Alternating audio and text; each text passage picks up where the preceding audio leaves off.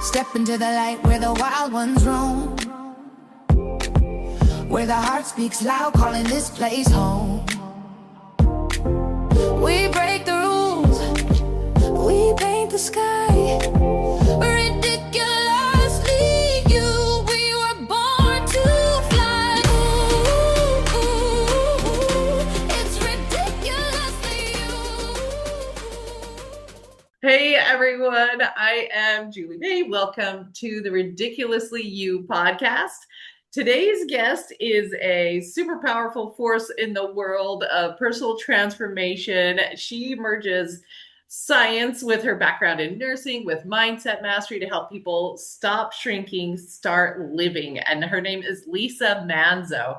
She is, like I said, she's a nurse and she is an emotional intelligence strategist and an NLP practitioner who helps people understand their minds and their bodies. She is the founder of the Phoenix Mind, a coaching and education platform that teaches people how to regulate their emotions, process trauma, and it just results in clarity, self-worth, emotional resilience, like all the things you want to have. So if you've ever struggled with, things like being too loud or too much or too accommodating, or just aren't having like even the business success you're looking for, having that mind body approach, I think is super, super important.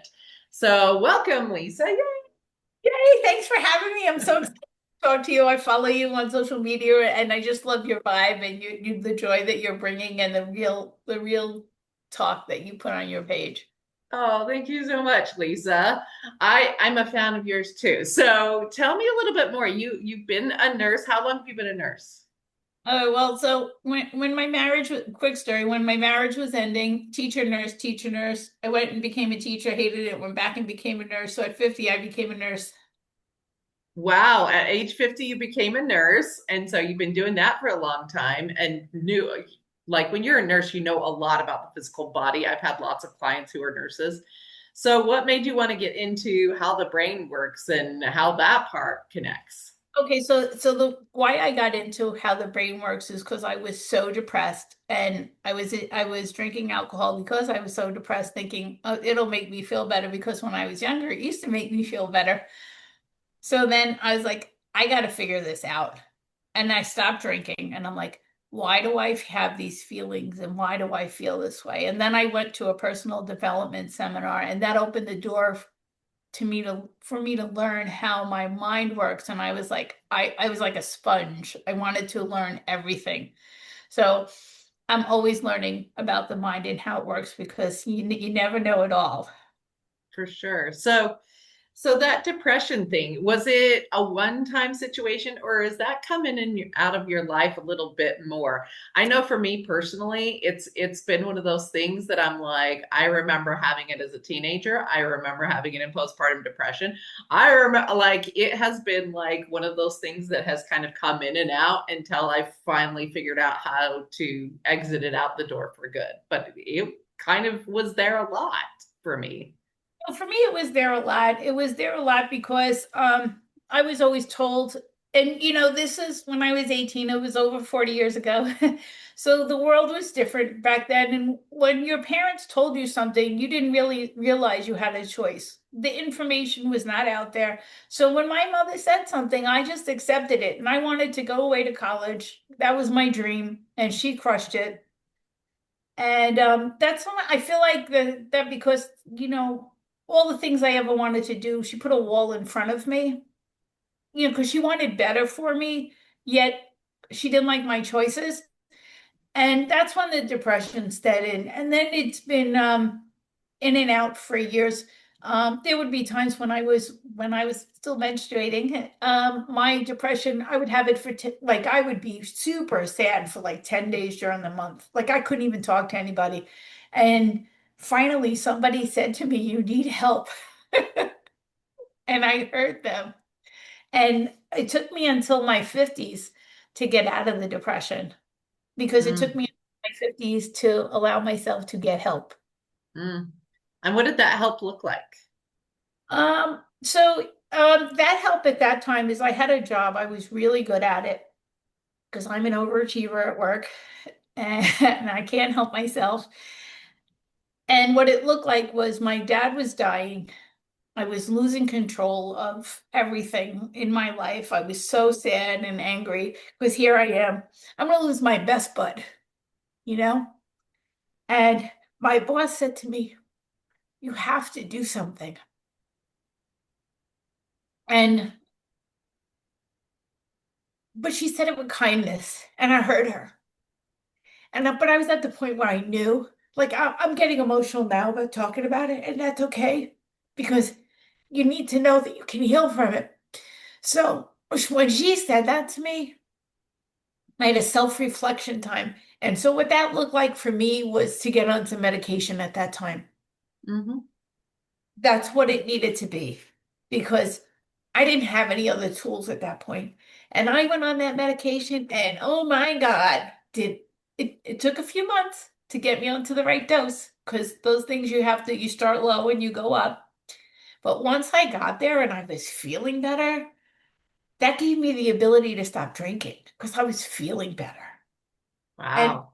and I came from the generation, like in my 30s, I wanted to take, when I was in my 30s, the depression medication was all new.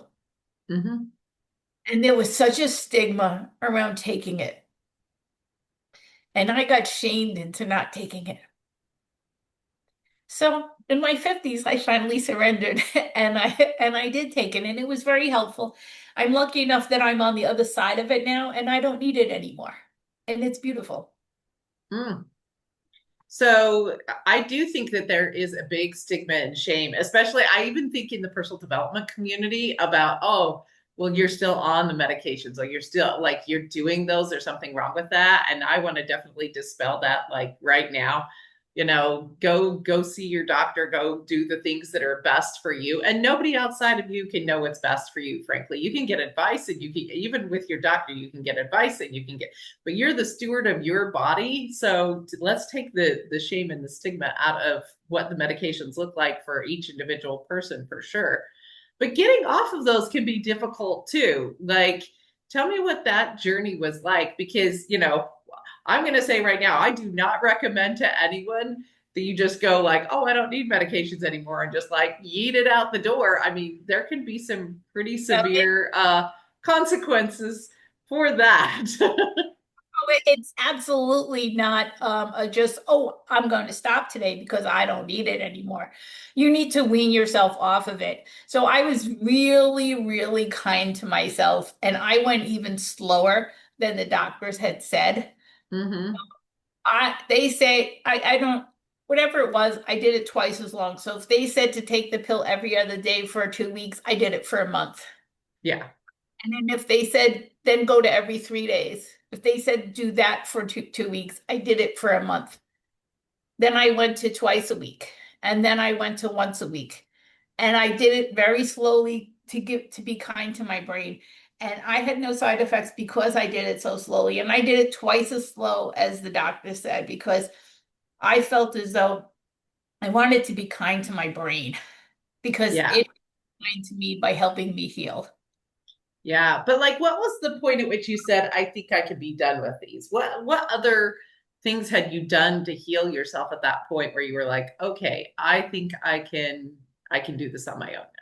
Right. So we have to heal our inner child, all the things that the inner child that made us feel the way we felt. Like I could give you a couple of examples. I have this memory from when I was 3 years old and the bell rang and my dad pushed me out of the way to go answer the bell. He didn't push me, like, a gentle little nudge out of the way so you could get around somebody, and I'm 3 years old, so I'm this little person.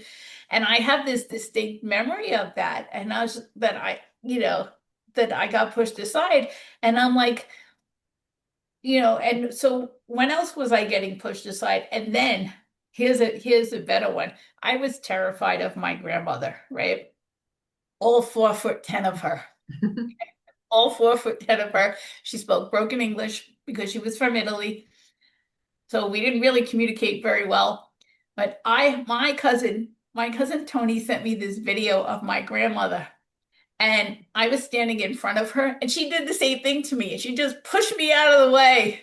And I'm like, wow, I need to heal that because I got pushed aside twice by two really important people in my life. And now I got to go and heal that little 3-year-old, in both of those instances to let her know that she was valuable and wasn't supposed to be pushed aside and that she has worth.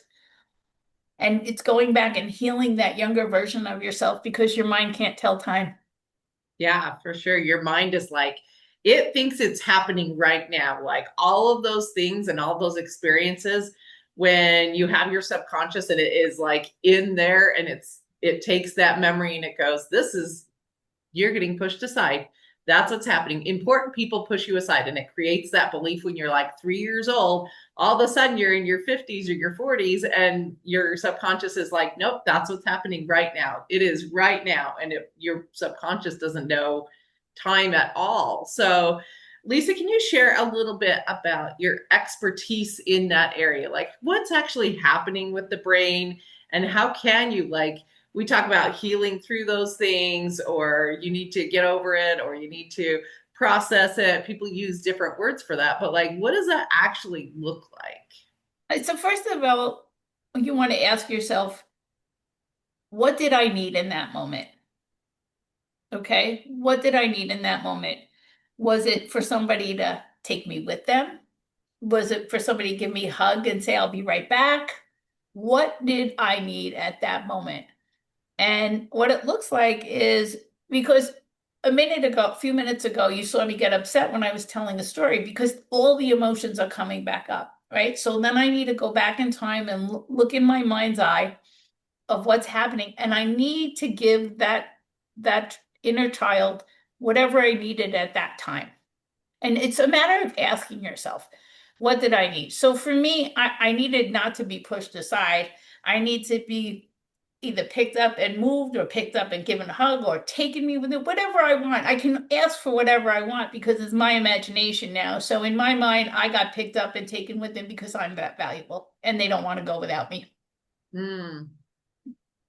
So what happens? So we do that, right? We connect back into that scenario and we go, what did I need? And we play through it in our mind as if that's what happens. What's actually happening in our brain when we do that? Can it rewire it? Does it make a new path? Like what happens with the old memory? Tell us a little bit more about that. So we only have so much real estate in our brain, and I read this in a book by Dawson Church. He talks about we only have so much it's neuroplasticity. We only have so many roads up there, and when we stop using the old ones, they get dismantled.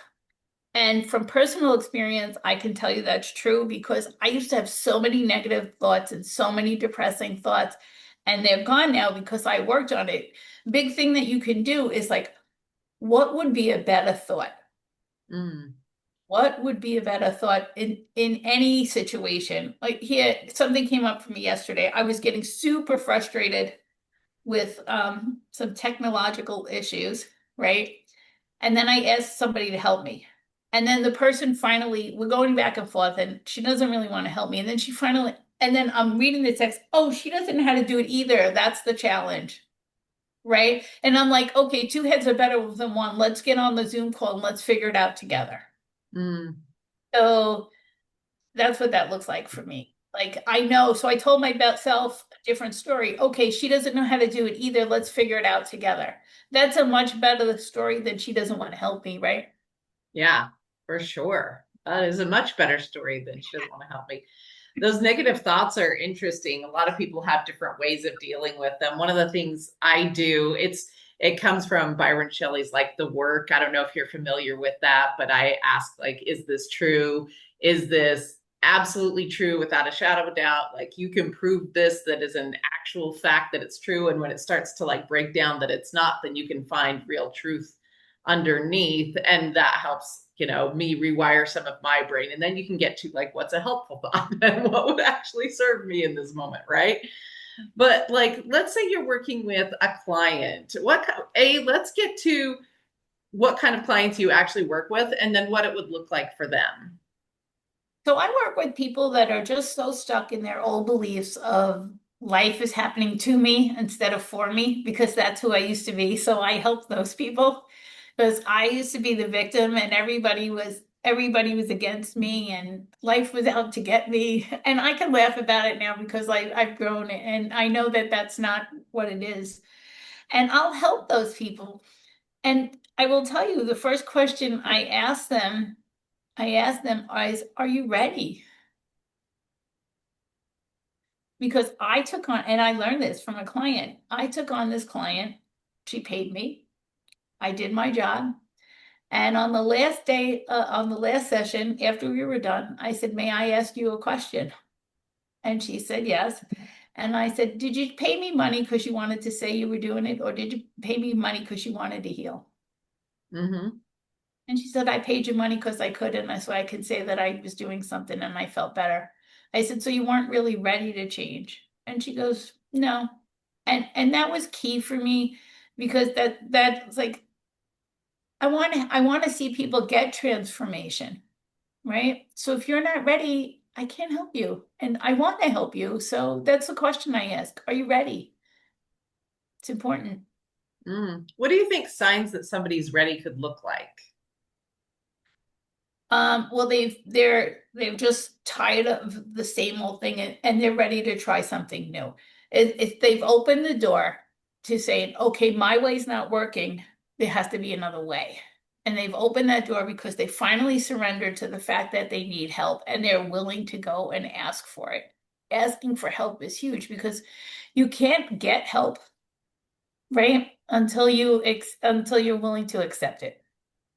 Absolutely. I 100% agree. And it is really interesting. I think one of the things that I'm looking for when I'm working with people too is like, are they willing to step out of this idea of victimhood? Like there are bad things that probably have happened to most people, right? But the moment they decide that they can take some of their power back, and even not all of it, even just like that they have a small amount of control over their life, that they have a small amount of power that they can start to want to take back, even the desire to do it. I'm like, okay, we're getting somewhere with that. When it stops being everyone else's fault and they can start to go, maybe there's something I can do about it, then we're getting somewhere, right? Absolutely, because we're the common denominator in our lives, right? Mm-hmm. We definitely are. So I'm going to get in, and are you ready for a very quick lightning round so our audience can get to know Lisa as a person? Sure. Okay. What is one moment that you were proud about being loud? Loud is one of the things that we've talked about in the past that you're like, I'm loud, and we have this thing in connection with each other. What's one moment that you were like, I'm so proud that I'm a loud person? I'm proud at work that I'm a loud person because you need it as a nurse. Sometimes you need to be loud. So sometimes Mm. only people, some people can only hear you when you're loud. But I found that me being me and authentic attracts more people to me. So I don't need to dim my light or talk softly for you because if I do, and I have a friend that likes to shush me, and the last time I spoke to him, I'm like, stop shushing me or go find another friend. Okay, that brings me to my next one. What's a recent boundary that you set that felt like a big win? Um, I set a boundary because a patient was being abusive towards another nurse, and he was accusing her of being the reason he got kicked out of the facility last time, which is totally ridiculous because nurses don't make that decision. Yeah. Right. And he was just really abusing her. And so my age does a couple of things for me. So somebody younger than me, it's inbred in our society to respect your elders for the most part. Not everybody, but for the most part. So I could step in front of her and help her because of my age. So what was the boundary you set? What did you say? That you can't talk to the nurses like that because if he's going to talk to her like that, he's going to talk to me like that, and that's totally unacceptable. I Love was like, that. we're here to help you. We're not here to get abused or at you. Absolutely. What's a favorite song that feels like it energizes you? This is me. Oh, I love that one too. Okay, that's such a good one. What's a non-negotiable self-care ritual that you have? Meditation every day, Every day. When do you do it? morning and night. Morning Book. and night. Love that bookend. Cool. Last one in our lightning round. What makes you ridiculously you?